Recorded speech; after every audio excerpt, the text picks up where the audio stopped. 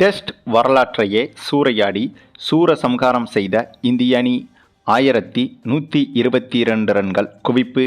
இப்படி ஒரு நம்பர் 1 உலக சாதனையையும் தாண்டி இதே போட்டியில் இதைவிட மிகப்பெரிய அந்த ஒரு சம்பவத்தையும் செய்த இந்திய அணி.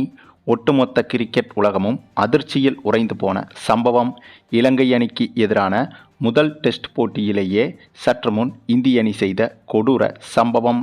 அதாவது இந்தியா மற்றும் இலங்கை அணிகளுக்கு எதிரான 2 டெஸ்ட் போட்டிகள் கொண்ட தொடர் தொடங்கிவிட்டது. சமீபத்தில்தான் ஜிம்பாப்வே அணிக்கு எதிரான தொடரை இந்திய அணி முடித்திருந்தது. அந்த தொடரை பொறுத்தவரையில் 3 T20 போட்டிகளில் விளையாடிய இந்திய அணி 3 போட்டிகளிலும் வெற்றி பெற்று அந்த ஜிம்பாப்வே தொடரை முழுமையாக கைப்பற்றியிருந்தது. அதனைத் தொடர்ந்து ஜிம்பாப்வே தொடர் முடிந்த கையோடு இலங்கை அணிக்கு எதிரான டெஸ்ட் தொடரில் இந்திய அணி களமிறங்கிவிட்டது. மேலும் டெஸ்ட் தொடர்தானே என்று இந்த ஒரு தொடரை அவ்வளவு எளிதாக கடந்து போக முடியாது. அதற்கு காரணம் ஒவ்வொரு டெஸ்ட் போட்டியின் வெற்றி தோல்வியும் கூட டெஸ்ட் உலகக்கோப்பைக்கான வாய்ப்பை தீர்மானிக்கும். ஆகவே டெஸ்ட் உலகக்கோப்பைக்கான இறுதிப் போட்டிக்குள் இந்திய அணி நுழைய வேண்டுமென்றால் இனிவரும் ஒவ்வொரு டெஸ்ட் போட்டிகளிலும் கட்டாயம் வெற்றி பெற வேண்டியது அவசியம். குறிப்பாக இலங்கை போன்ற பலம் குறைந்த அணிகளுக்கு எதிராக கண்டிப்பாக டெஸ்ட் போட்டிகளில் இந்திய அணி ஒரு தோல்வியை கூட அடையாமல் வெற்றி பெற்றே ஆக வேண்டும். தோல்வியை விடுங்க, ஒரு போட்டி கூட டிராவும் ஆகிவிடக்கூடாது. ஆகவே இந்த இலங்கைக்கு எதிரான 2 டெஸ்ட் போட்டிகளிலும் கட்டாயம் வெற்றி பெற வேண்டிய சூழ்நிலையில் இருந்தது இந்திய அணி. அந்த ஒரு சூழ்நிலையில்தான் இந்த இரு அணிகளுக்கு எதிரான முதல் டெஸ்ட் போட்டி சற்று முன் தொடங்கியது. இந்த போட்டி தொடங்கும் போது பலரும் இது ஒரு 10-11 இருக்கும் போட்டி என்றுதான் நினைத்திருப்பார்கள். ஆனால் இதுதான் சரித்திர கிரிக்கெட் வரலாற்றிலேயே நம்பர் 1 போட்டியாக மாறப்போகிறது என்று அப்போது பலருக்கும் தெரிந்திருக்காது.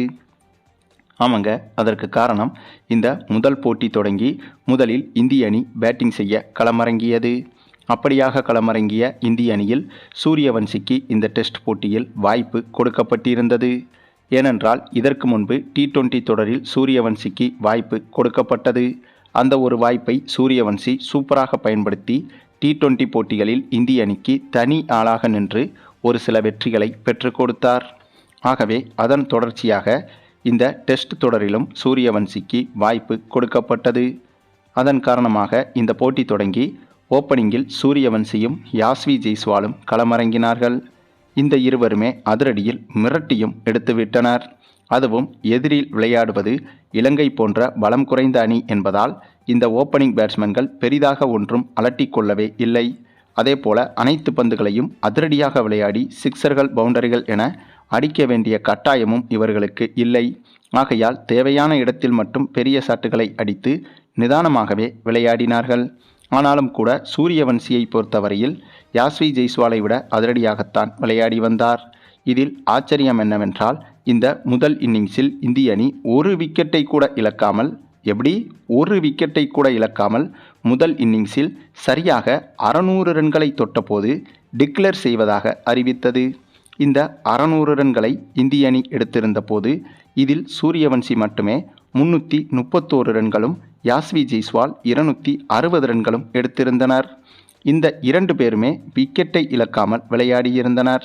அதாவது ஓப்பனிங் இறங்கிய ஜோடி ஒரு விக்கெட்டை கூட இழக்காமல் கடைசி வரை விளையாடி அதுவும் ஒரே இன்னிங்ஸிலேயே 600 ரன்களை தொடுவது என்பது மிகப்பெரிய உலக சாதனையாகும்.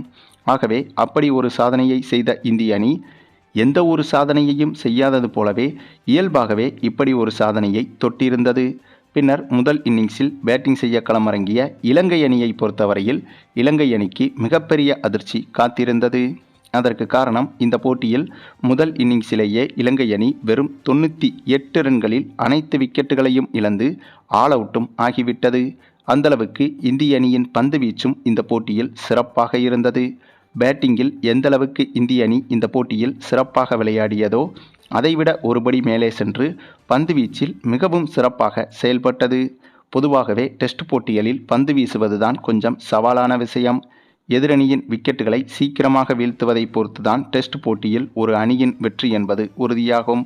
ஆகவே அந்த ஒரு பார்வையில் பார்த்தால் இந்த போட்டியில் பேட்டிங்கை விட முதல் இன்னிங்ஸ் முடியும் போது இந்திய அணியின் பந்து வீச்சு தான் முதன்மையாக இருந்தது. பின்னர் ஃபாலோ ஆனை தவிர்க்காத இலங்கை அணியை மீண்டும் இரண்டாவது இன்னிங்ஸில் தொடர்ந்து பேட்டிங் செய்ய இந்திய அணி பரிந்துரைக்கும் என்று நினைத்தபோது சம்பந்தமே இல்லாமல் மீண்டும் இந்திய அணியே இரண்டாவது இன்னிங்ஸிலும் பேட்டிங் செய்ய களமிறங்கியது. இதுதான் பலருக்கும் ஆச்சரியமாக இருந்தது. ஏனென்றால் முதல் இன்னிங்ஸிலேயே கிட்டத்தட்ட 502 ரன்கள் பின்தங்கிய இலங்கை அணியை மீண்டும் பேட்டிங் செய்ய வைத்து விரைவாக ஆல் அவுட் செய்துவிட்டு இந்திய அணி இந்த போட்டியில் இன்னிங்ஸ் வெற்றியை கூட பெற்றிருக்க முடியும். ஆனால் அதை செய்யாமல் மீண்டும் இந்திய அணி பேட்டிங் செய்ய களமிறங்கிய போது பலருக்கும் இது அதிர்ச்சியாக இருந்தது. அதே சமயம் இந்த முறையும் ஓப்பனிங்கில் அதே பேட்ஸ்மேன்களான சூரியவன்சியும் யாஸ்வி ஜெய்ஸ்வாலும் தான் இறங்கினார்கள். இதுதான் கூடுதல் ஆச்சரியமாக இருந்தது. ஏனென்றால் இது ஒரு வார்ம் அப் மேட்சாக நடைபெறுவதால் இந்த முறை வேறு ஒரு பேட்ஸ்மேன்களுக்கு வாய்ப்பு கிடைக்கும் என்று எதிர்பார்க்கப்பட்டது. ஆனால் அப்படி ஏதும் செய்யாமல் மீண்டும் இவர்களையே இந்திய அணி பேட்டிங் செய்ய ஓப்பனிங் அனுப்பியது. அப்போதுதான் அந்த உலகமகா அதிசயமும் நிகழ்ந்தது. ஆமாங்க, சொல்லி வைத்தது போல முதல் இன்னிங்ஸில் எப்படி இந்த இருவரும் பேட்டிங் செய்தார்களோ அதே போல இந்த இரண்டாவது இன்னிங்ஸிலும் ஒரு விக்கெட்டை கூட இழக்காமல் சாதாரணமாகவே பேட்டிங் செய்தனர். இந்த முறை சூரியவன்சி கொஞ்சம் நிதானமாக விளையாட யாஸ்வி ஜெய்ஸ்வால் அதிரடியை கையில் எடுத்தார். இது பார்ப்பதற்கு புதுமையாகத்தான் இருந்தது. ஏனென்றால் சூரியவன்சி களத்தில் இருக்கும்போது சூரியவன்சி மட்டுமே தான் அதிரடியாக விளையாடுவார். ஆனால் இந்த முறை சூரியவன்சி நிதானமாக விளையாட அதே சமயம் யாஸ்வி ஜெய்ஸ்வால் அதிரடியில் பின்னி பெடலெடுத்து விட்டார். ஒரு ஓவரில் குறைந்தபட்சம் 2 சிக்சர்கள் 2 பவுண்டரிகள் என விளாசி தள்ளினார்கள் இந்த இருவரும். இதன் காரணமாக இந்த இரண்டாவது இன்னிங்ஸிலும் சொல்லி வைத்தது போல இந்திய அணி ஒரு விக்கெட்டை கூட இழக்காமல் ஒரு விக்கெட்டை கூட மீண்டும் இழக்காமல் 500 ரன்களை இந்திய அணி எடுத்திருந்தது. அந்த சமயம் இந்திய அணி மீண்டும் டிக்ளேர் செய்யும் என்று எதிர்பார்த்த போது 500 ரன்களையும் தாண்டியும் வேண்டுமென்றே பேட்டிங்கை தொடர்ந்தது இந்திய அணி. இதை பார்த்து கொண்டிருந்த ரசிகர்களுக்கும் வர்ணனையாளர்களுக்கும் கூட இது புரியாத புதிராகவே இருந்தது. அதன் பிறகு சரியாக 500 ரன்களை தாண்டி 522 ரன்களை எடுத்திருந்த போது இந்திய அணி டிக்ளேர் செய்வதாக அறிவித்தது. அப்போதுதான் பலருக்கும் புரிந்தது இந்திய அணி நம்பர் 1 உலக சாதனைக்காக மட்டுமே இந்த போட்டியை இப்போது விளையாடி வந்தது என்று.